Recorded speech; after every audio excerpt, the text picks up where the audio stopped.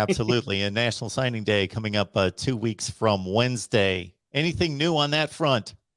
Well, that's another thing to consider when you got a coaching change. Clemson's got 14 guys committed. I think I can't more than half of them are defensive guys, or maybe half of them. Seven of them might have been seven of them are defensive guys. Bunch of defensive backs.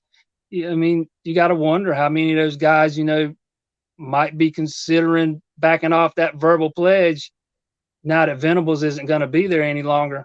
I think one guy to keep an eye on is Jaron Connect out of Kansas. He was a Brent Venables guy from the beginning. He's the guy that Venables wanted and Venables targeted, and he's been committed to Clemson for a while now.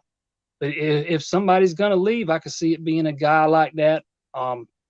Maybe a Keon Sabb. He's been committed for a few months, but he was up in Ann Arbor a couple weeks ago for the Michigan win over Ohio State. Michigan has stayed on him, was one of their finalists. It'll be interesting to see if he kind of rethinks things now that Venables is gone. But to me, those are the two guys to keep an eye on, as far as decommitments and stuff like that. And I